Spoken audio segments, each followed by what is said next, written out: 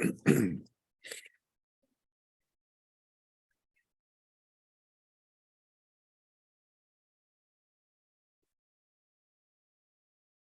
until everybody's on. I see Brenda's on.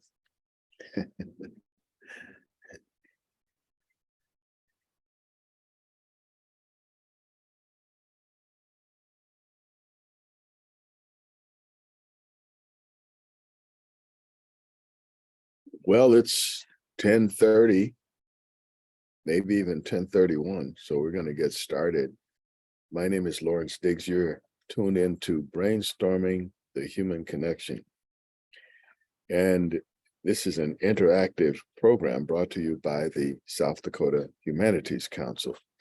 The kind of mission of this program is to get people talking to each other in a civil way, exchanging ideas, learning new things, testing out their ideas versus someone else's ideas. And we can throw the ideas in the arena and let the ideas fight. And that means we don't have to. So that's what we're trying to accomplish here. But in order to do that, we need all of you to be participating in this adventure. So we're going to get started. Our guest was having some technical difficulties getting on, and that's not unusual in these electronic gadget times, techno times, but we're going to get started anyway. And today we're going to be speaking with I.Am.Legacy.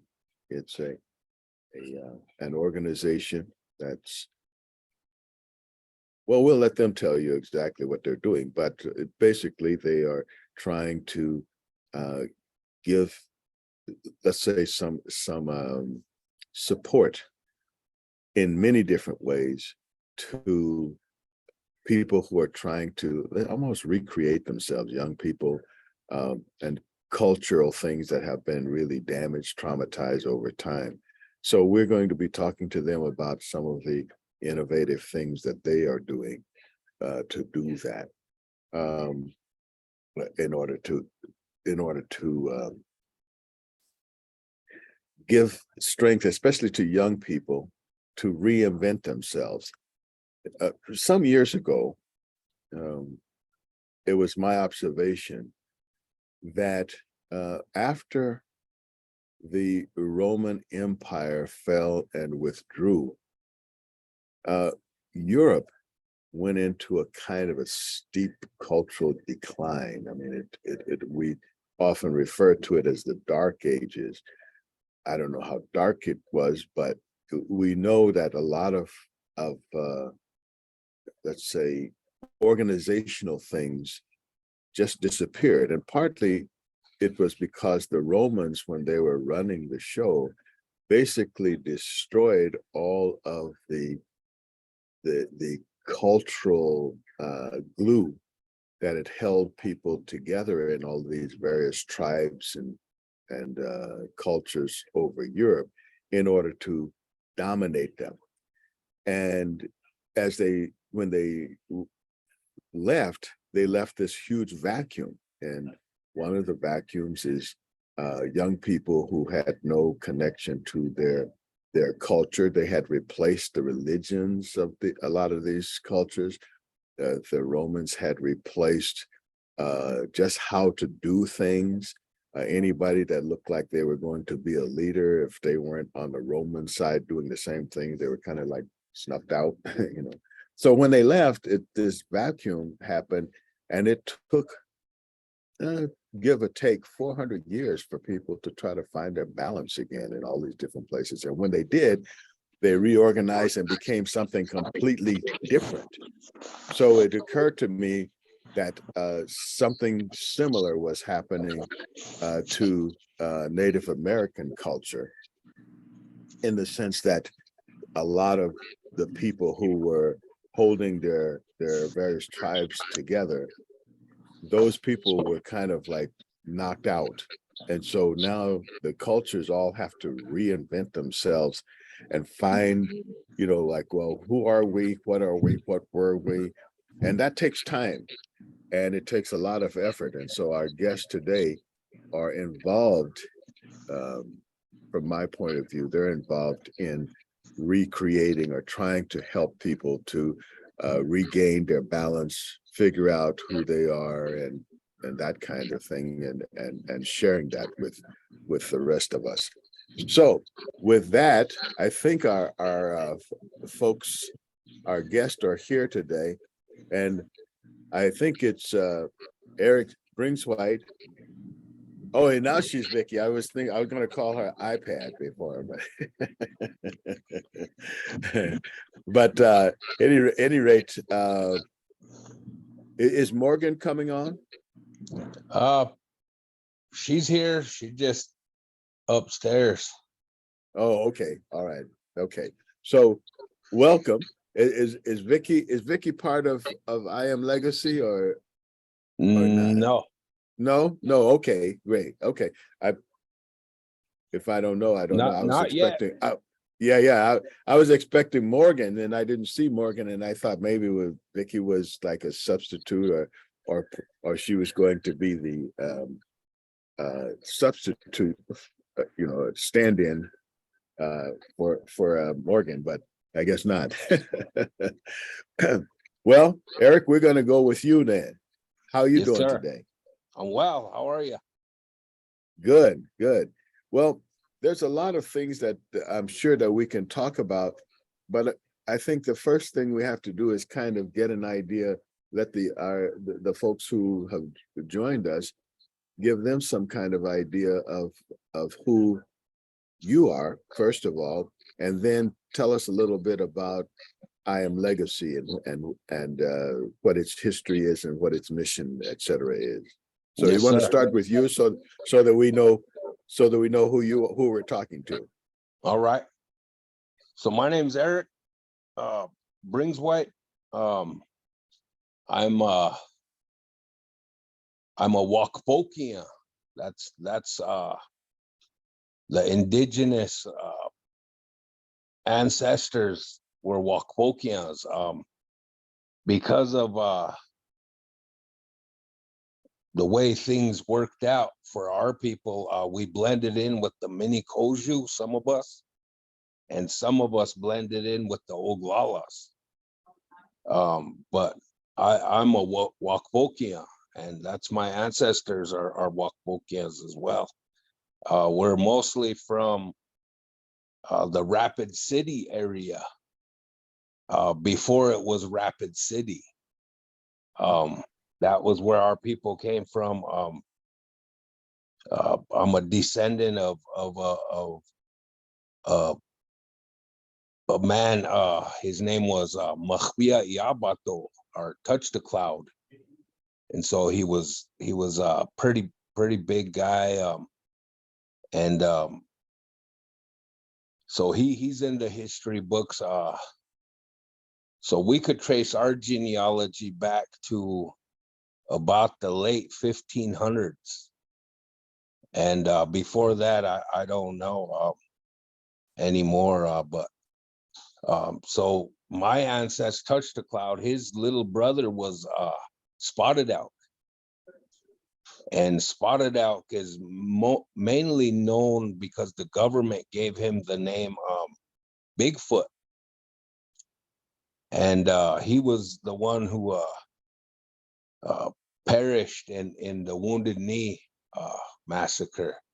It was him and his band of Wakwokian that were murdered there at the Wounded Knee site here on the Pine Ridge Indian Reservation and present day Wounded Knee area. So we know our genealogy, we know our history. Those are passed to us by our grandmas and our grandpas, and it wasn't that long ago for us, and so I think the roots of I.Am.Legacy is the I is short for indigenous, It's an acronym, actually. Indigenous America's Legacy. We consider ourselves an institute because there is a learning and teaching that occurs at the I.Am.Legacy Center. So I've been doing this work for 18 years.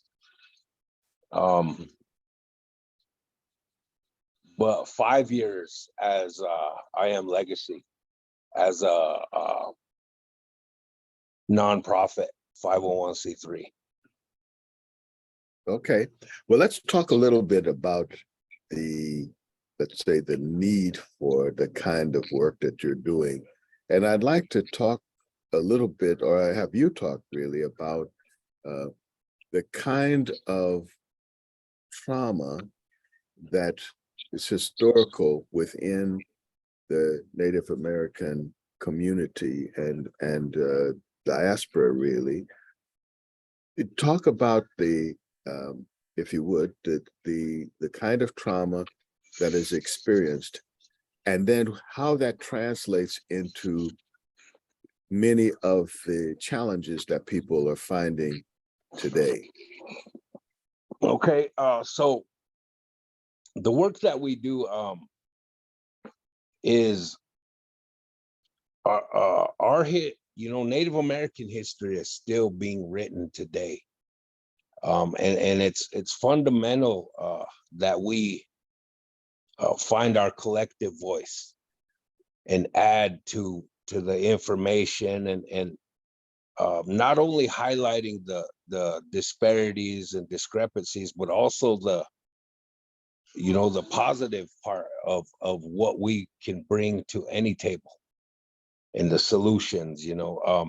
But it's important that we begin when this United States of America it's the greatest country in the world, hands down. But when this country was born,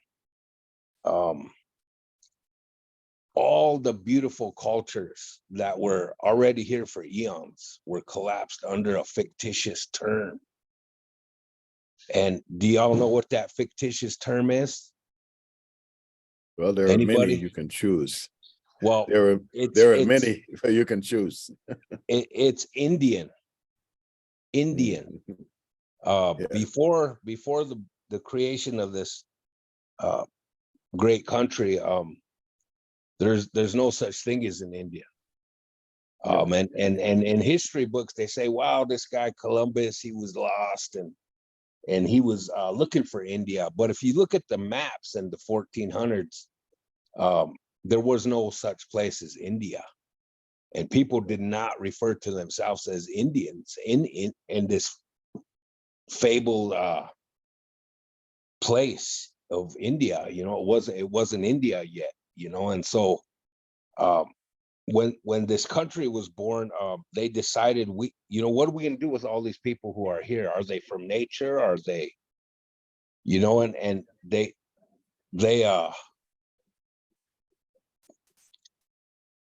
I guess they more viewed us as not a creation of creator, as not one of creator's dreams, and so it was easy to label us, categorize us, and then define. So today you could look in a dictionary and you could find Indian and all the things that an Indian is. So you want to talk about trauma, right? Is the trauma began when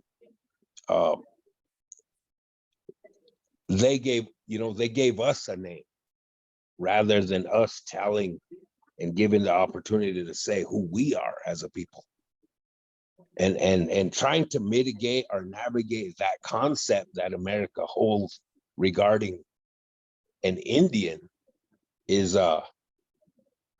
it's detrimental in nature. It's more hurtful and harmful than it is healing. And so people refer to us as all these Indians. And then as the time went on, many of our relatives began striving to be just an Indian. But at Legacy, we understand wholeheartedly and full-fledged that we have eons of healing, of health, of wellness that we can tap into when addressing contemporary challenges, contemporary issues.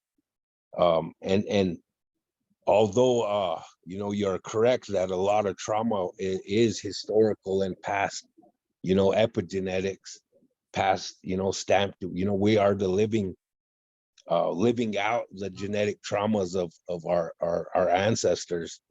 We are also past strengths and solutions and resiliency. And it's unfortunate that we have to be resilient, because if the harms and the detriments didn't exist, then we would get to focus on sharing all the great things that we have to offer in terms of solutions and wellness and culture and heritage.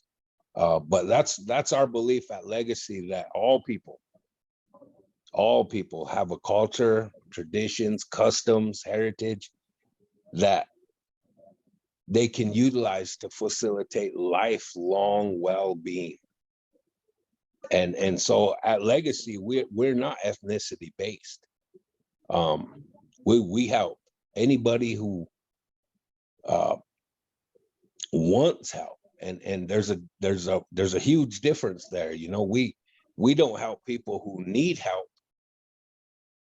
We help people who want help. All right. So who is that target audience? Who are the people when you say we help? Give us some idea of who the people that come through your doors and they interact with. Tell us something about, if you were to make a composite of them, like tell us something about them. Yes, sir. So we work with youth who have been identified as most at risk in our community.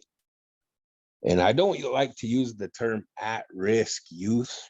That's but people understand it better that way, and especially if they don't do the work with youth, and so I guess we work with at-risk youth. We work with justice system involved adults. And so there's adults who, maybe, through their behaviors, actions, attitudes, putting themselves at risk, or those that are around them.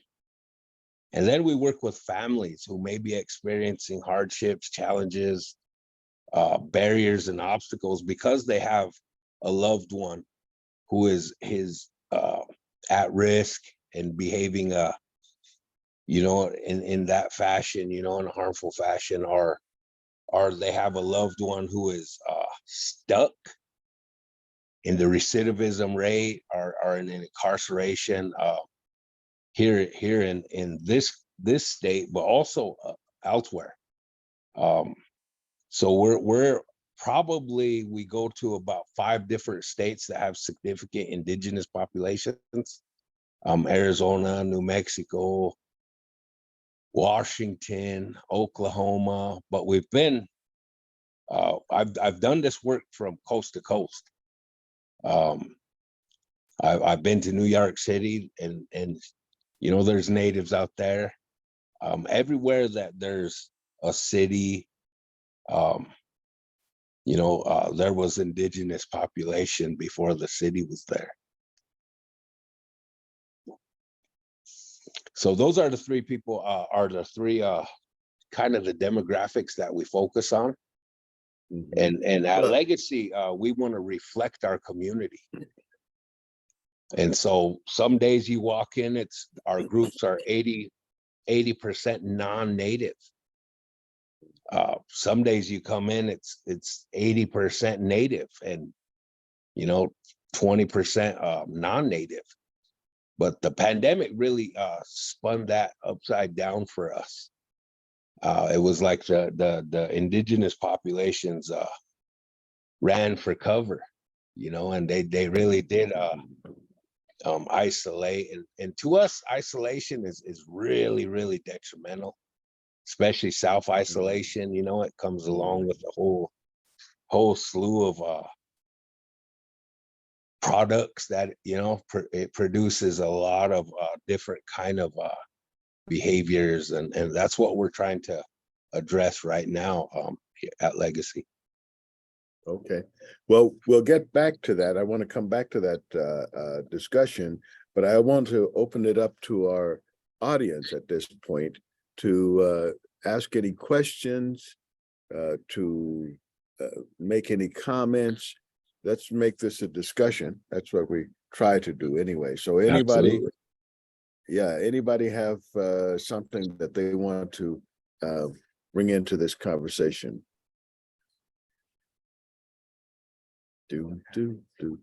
Oh, there's Vicky. Yeah. I watched a movie last night. It was taking place up in Canada, and it was something for a kid that made his name in hockey, ice hockey. Oh, I yeah. don't know if that was true or not. I thought for me, that was more insight as to you felt like you were with him and you could see the issues. Very sad. And I think that, I go back and forth between California and South Dakota. In California, we have the Chumash tribe, not far from here, but I'm unaware of any difficulties here. But in South Dakota, I'm just becoming more aware. I did work on the housing bill at Eagle Butte some 24 years ago. And I've done some missions around the world. So I feel like I'm somewhat informed, but the town that I live in is a small farming town, and I feel really uninformed as to the nature of the problems that you face. And I think I spoke about this one other time. I feel like, my father was born in cut meat in the early 1900s because my grandfather was down there. 3 of the kids were, and I've been trying to look that information up, and I can't find anything. And I feel like we just don't know. We don't know who you are, what the problems are. We don't read much about it unless I'm actually actively reading books about Native Americans. We're just really uninformed. We have no idea. And I think I speak for most of the people I know. They just don't get informed. And so that probably means they don't want to face what we have done, because my grandparents homesteaded. So they basically took over your land, is what I'm thinking. And most of the people in my little small town, there are a lot of homesteaders, before the state was a state. And we really know nothing, because I think we don't get involved, or we don't want to get involved. I don't know what the psychology is behind it, or whether the reservation alone is an area that we feel is yours, and we don't really belong there. I think that's how I feel. And so there's this big difference, separation of people groups that are not acquainted with each other. Is that fair to say? I don't know what, sometimes when I'm talking, I feel like, did I say the wrong thing? Well, you won't know. Vicky, you won't know until you say it. And I think everybody has to have some flexibility to say, okay, well, this person is trying to say this, and it may not come out right, but that's what I tried to do, or we as a Humanities Council, that's what we're trying to do on this kind of platform, is give you an opportunity to say, well, this is what I'm trying to say. Does that resonate? Anybody get it, or is there something I'm missing? Well, That's the whole point. yeah, I was wondering what I said meant to Eric. I mean, give me Yeah. feedback about what I think the people that I know and myself are like, as far as you're concerned. Okay, Eric. So we share a legacy here in this country, and especially this part of country, and in California. Our legacy is one of displacement and removal. If you look at the roots of a reservation, it's a really benevolent term for what it actually, the concept behind it. The first prisons of this country were slave plantations and reservations. And a reservation is where it wasn't a place to thrive, and it was more of a place to survive. And our reality, my opinion is they put us there to die.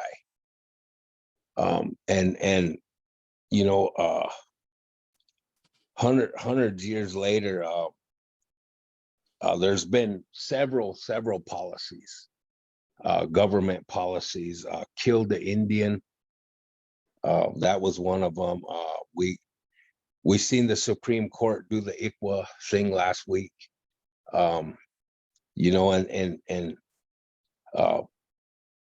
So that is our shared legacy, and our people are quiet. We're if you've ever met us and been in a room full of indigenous people, mostly we're quiet, and we're so quiet that we borderline on silence. But at Legacy, we ask the question of ourselves: is our silence how we eventually disappear? And that became integral in doing these kind of discussions and doing the kind of work that we do, because people don't know. People don't have that understanding of how hard we had to fight to even be here at all. And that fight it resonates today. And you could look at the data, you could look at the statistics, how often, the children are removed still at a rate that mirrors the incarceration rate of our people. And so here in South Dakota, conservatively, we're incarcerated at a rate of 67%, conservatively. That changes when you enter an incarceration setting, because then you see the magnitude or the sheer number of indigenous people that are incarcerated. Now you go to out-of-home placements,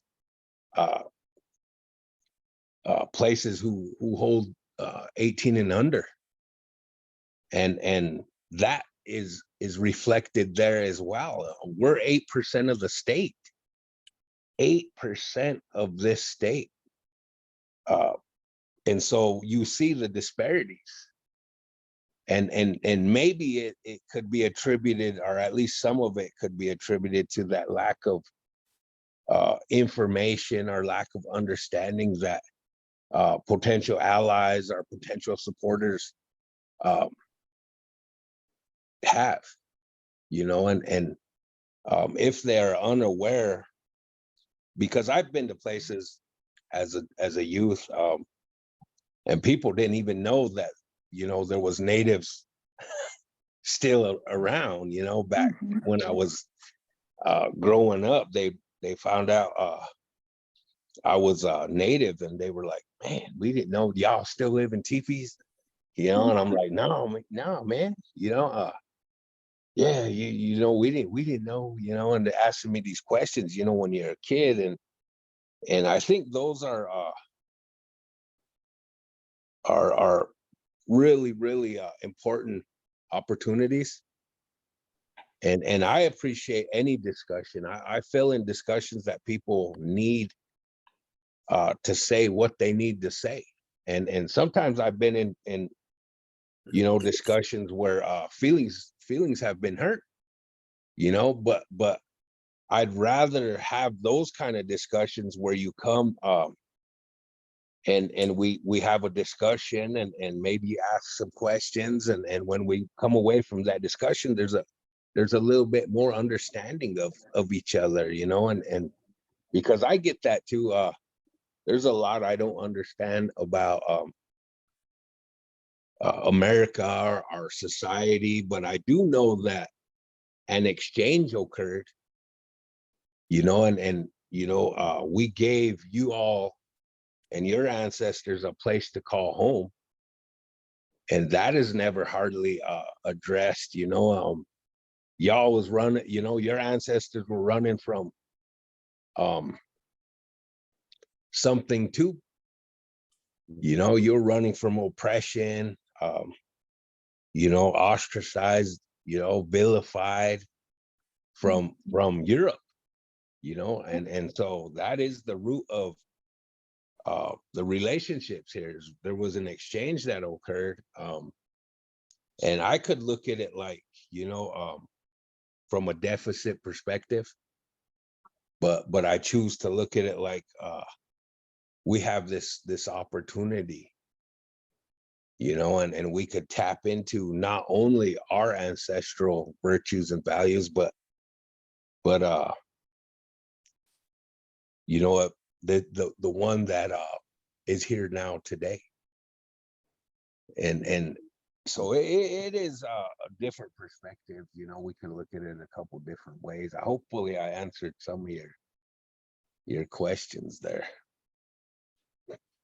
And I would add to that a lot of this is just like human dynamics, in the sense that when people are oppressed, when they go to another place, they start oppressing other people. It's kind of like we see that in monkeys, where the alpha monkey beats up the beta monkey. Well, instead of the beta monkey striking back at the alpha monkey, he goes and to the monkey that's under him and start beating him up, whoever he can beat up.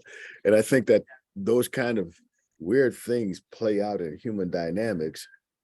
And historically, when we look back on it, it looks like that it was organized, and to some degree it was, but most of the people were pawns, that there were people who were orchestrating these things, but most of the people just felt like they were just doing their day-to-day things.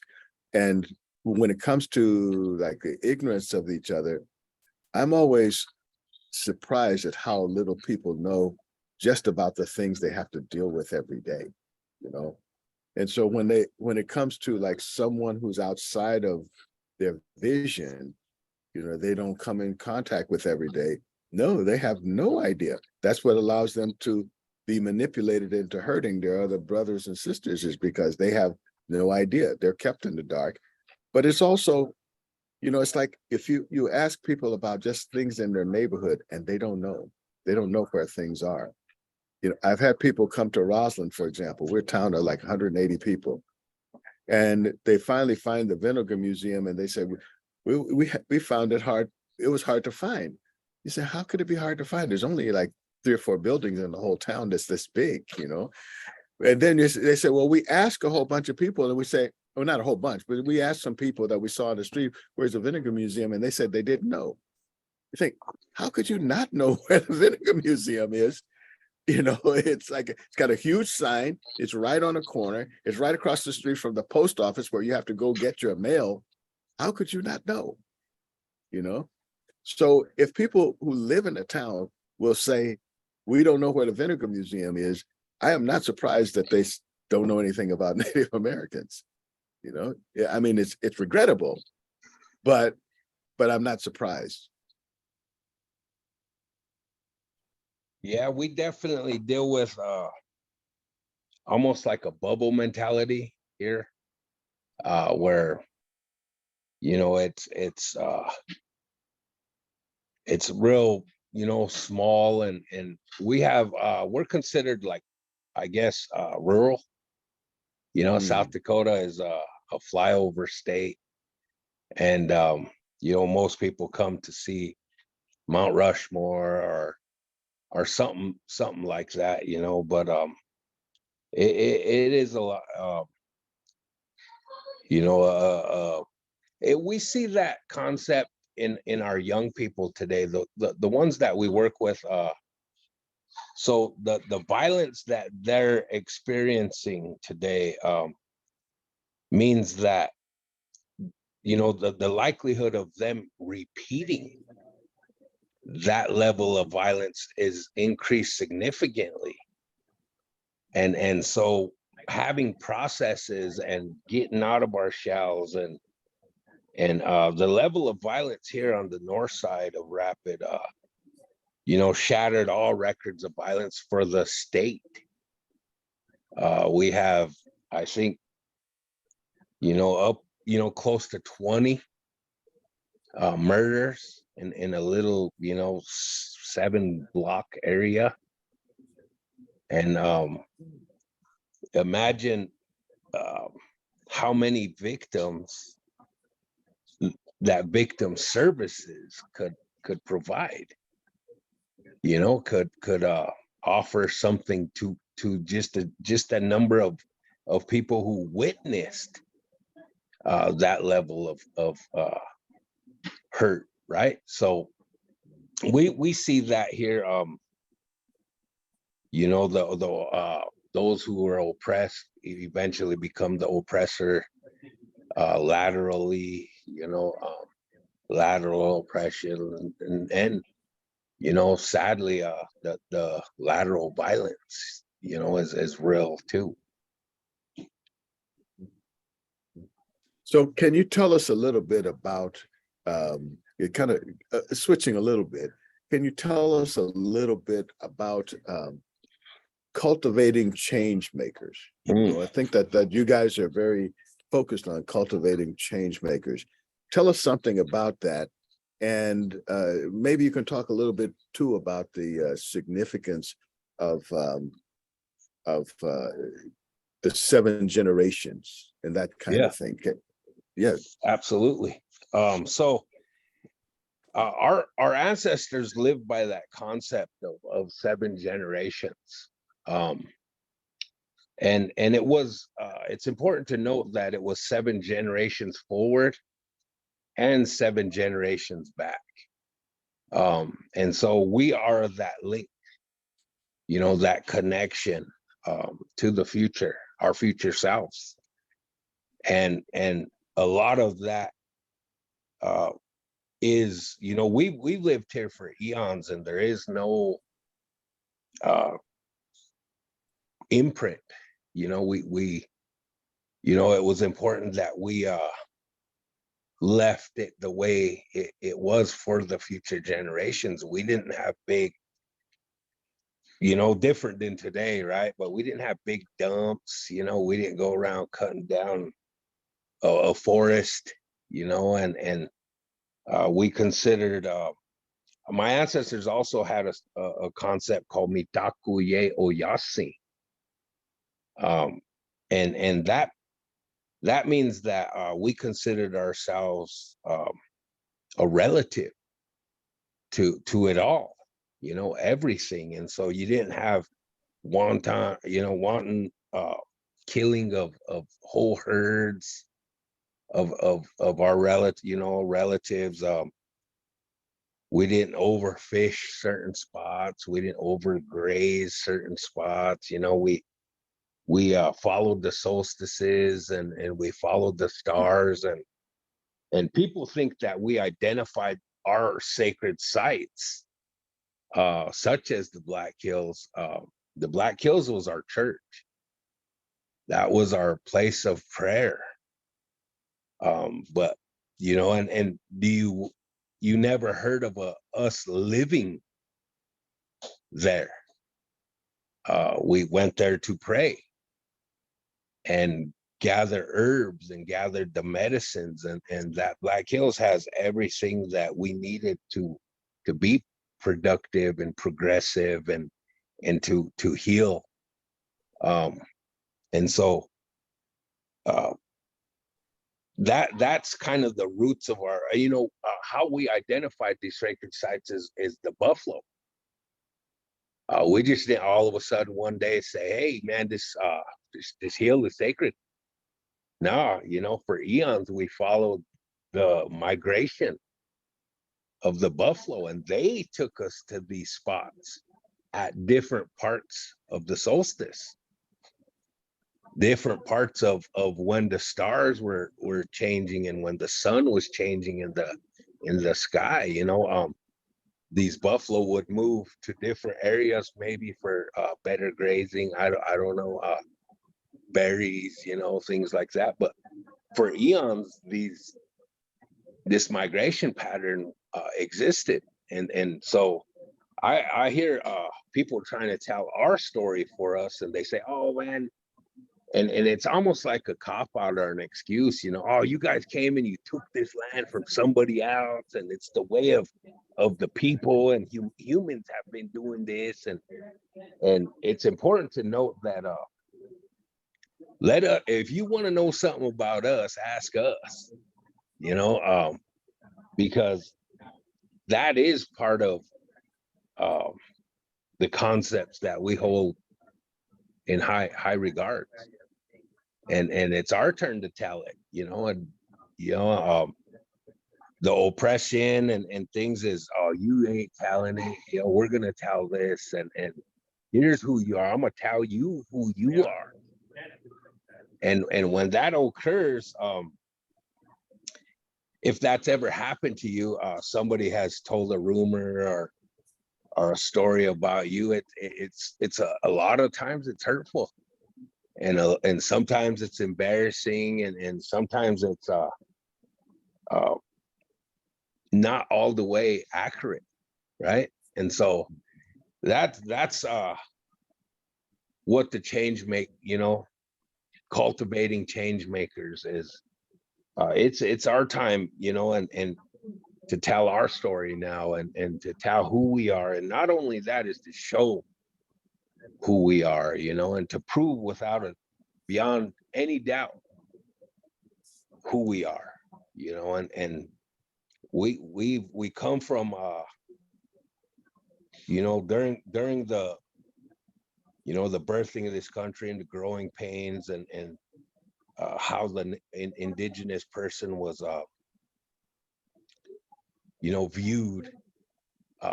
Our viewpoint is a lot of our relatives, our ancestors, were astronomers, were herbologists, almost pharmaceutical. They could go out into nature, and if you had a headache or a toothache, they could go out and find a herb or a root or something, and it would assist you in overcoming those, and so lumping us all under that fictitious term, Indian, can you see how detrimental that is, and how that has become a barrier for many of our generations, and in the products of that are many. They're reflected in incarceration rate, they're reflected in the substance use, and many other areas. We could see how that has impacted us, and there's something called red rage today. Have you guys heard of the red rage? And so you see some of our relatives who are they seem only angry, and when they get an opportunity to speak, or they get an opportunity to have a platform in politics or social media or whatever, it's mostly that anger that's reflected, and I think it's we do have a right, you know, to be angry. Angry is normal. Angry is a human emotion. Um, but staying angry is one of the that is the work for us too. You know, we don't tell people how to be angry or not to be angry, but there's a way to be angry. Could I Yeah. ask you, how would you like to be addressed when I say Native American or I say Indian, or is that offensive? I mean, in today's language, did I offend you at any time? No, I'm not offended yet. How Uh, would you like people in South Dakota, your neighbors, how would you like to be addressed? In uh, by your so, tribe or by, how does that work? um, well, at Legacy, we strive to see the person first, right? As a person. And then it's not up for us to tell their story for them. And so whatever they call themselves, I'm okay with that, you know. But for me personally, calling me an Indian is similar to calling a African American or a Black person that N-word. Oh, I'm sorry.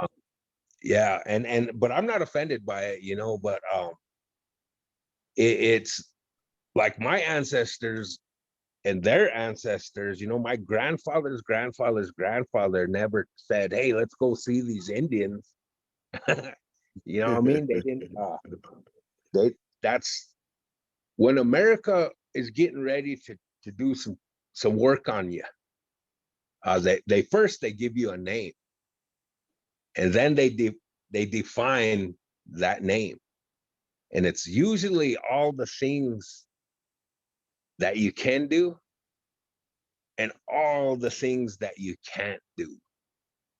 And you know, for our people, that resonates in another fictitious term today that you know, we have no choice to navigate. We're trying to do our best to overcome, you know, and it's hardly any of the word we don't use the F words at Legacy, you know, like funding. There's a number of other F words that we don't use, but we also don't use uh felon. Um that's for us it resonates, and it's the same concept of Indian, right? And so many of our people are felons today that some tribes are, you know, the 18 and over demographic, the one that's 18 and up.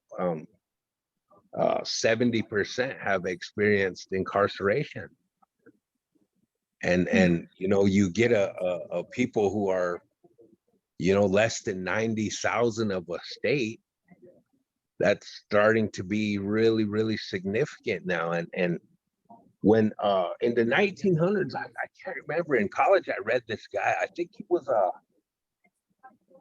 he was Jewish or something, you know, and um he opened a school in New York City, and it was a school for immigrants. And in this school, the Europeans that were you know, sadly, a lot of European descent experienced this collapse of all these wonderful cultures under another term, right? It's called white. So people today, we ask their culture at the center, and they say, "Oh, I don't have a culture, man. I'm white," you know, and I'm like, "What?" So when your ancestors came to this island called Ellis Island in New York City, man, they didn't write down that they were white. They wrote down that they were German. They were from Finland. They were from Austria. They were from Italy, you know, England, France. But today, those have been collapsed under this this other term, white, you know. And so when our relatives who are from, you know, they're Europeanos, they say, oh, I'm white, you know, and no, you are not, you know, you're Scandinavian, bro. All of that beautiful culture and heritage that the Scandinavian people, it's important that you tell your story too, right? And you find that healing too, right? And so that's cultivating change makers for us and for the next 7 generations, man. And when we heal, when you and I heal, Vicky, in this conversation, when we find our place and we start feeling heard and seen, we start healing. And it's important because we heal 7 generations back, and we offer 7 generations of healing to the next generations, right? And so that's the concept of our 7 generations for us. Hopefully I And you answered talk, that. Yes. yeah. Can you talk a little bit about the strategy that you guys use to get your work done? What are the day-to-day things? What are the things you put in place to make that happen? So our day begins around 9 a.m. up there at Legacy. I didn't make it today, but there's people there today. But we're rooted in acknowledging a creator. I think, you know, if you had to ask, what are the roots of my culture and what was passed to us from our ancestors, it's that we believe in God. We believe in creator. That's fundamental to my culture. We didn't have to be taught that. We didn't have to be, you know, sent off to boarding schools to learn that there is a creator that's innate.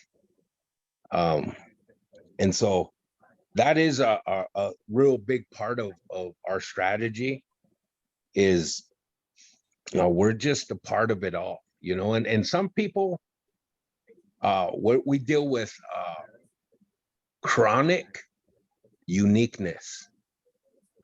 People who think, you know, they feel they've been made to feel. Maybe it's a survival tactic, you know, a strategy to overcome, but we're more alike than we are different. And that is the bonds, you know. And if we cannot bond because I'm too dark for you, or you're too light for me, or whatever, you know, we don't focus on what divides us. We focus on what unites us. And if nothing else does, then let our prayers for the youth, for the families, for our communities be the bonds that bind us. Let us come together just in that, you know. And but if it's really structured. What is the cure for chaos? Structure, right? And so if we're going to replace a gang mentality, just for example, you know, if we're going to address that, it has to be with, what could we do to replace it? What could we put there? Because if I took a big piece of your life from you today, I'd leave a huge void. And it's like if you dug a big hole in the backyard, you know, at some point that hole in the backyard could become, you know, dangerous and harmful, right? You might, you know, your grandma might walk through and step in it, hurt herself, right? So we got to fill that void with something. And so at Legacy, that's our strategy. We fill them voids, you know, and we understand what the hurts are, because we've lived them. We all have. You know, this isn't rocket science, you know. We could pretend that, oh man, it's prestigious or whatever, but it is one of the paychecks that I've gotten, is being able to walk alongside people who has successfully made changes in their lives. They've been reunited with their families. They've been given the role of dad again, of mom, you know, and they made them connections again on a level that their family needs them to be at, right? And our community members, we welcome our communities back from incarceration, you know, and we do it in a nurturing, accepting, loving way, you know, as because our community needs our community, period, you know. And so that's our strategies. We have curriculum, and the first it's a 14-week program. We've only been allowed to use the first 6 weeks so far in our work, but the first 6 weeks I got from have y'all ever heard of a 40-day journey? Anywhere in your life, a 40-day journey? I have not. So there's this guy. I have not heard of some formal thing like that. I'll tell you if I can real quick. I won't take too much time telling you, but there's this Sure. guy Go way ahead. back in the day, But right? we don't have Eric. Yeah. Actually, we don't have too much time. We only got about 2 minutes. Okay. All right. Well, if you got a different question, I'm good with that too. No, go ahead. But Okay. I would just, no, go ahead. All right. If- So was there this guy way back in the day, way back, right? He went on this journey for 40 days and 40 nights. During this journey, he was bombarded with who he was. Who are you? You know, and you're this and you're that. And here's some things that are for you. And it was all this temptation and all this strife and all this tribulation. At the end of his 40 days, he comes down off this hill or something, and he knew who he was. He knew his name. He knew his purpose in this world. And he knew the direction that he would go in. And his name was Jesus Christ. And so we don't judge anybody by what they choose to call their higher power at Legacy. Whatever heals you, that's what. And but that's significant, is we working on identity, purpose, and direction in that first 40 days. And it's a 6-week program. We encourage everyone to do a level a week, and it comes with a journal. And because your body's natural defense to taking in some bad food is to expel that one way or the other. You're going to expel it. Well, that's the same concept we do in the journal. You got to get it out, man. You don't got to share it with us. It's between you and Creator. But you get it out. You get it out, you know, and don't keep hanging on to something that's going to make you ill, right? It's your body's natural defense to get it out. One way or the other, you're going to expel this illness or whatever's making you ill, right? So hopefully I didn't take up the last 3 minutes, man. I'm sorry. Well, no, that's all right. I really appreciate it. I think there's lots more things that we can cover. Unfortunately, we're out of our time. I would like people to go to the chat, and there are some there's a link to the I.Am.Legacy website, and get in touch with Erik. And one of the things I wanted to cover, but we didn't have enough time, is how to support you. But we'll let people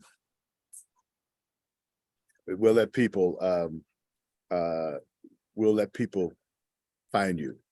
Yes, sir. Okay. And keep up that conversation. Unfortunately, that's all the time we got. So thanks everyone for joining us. We'll see you next week, same time, Thank you. same station.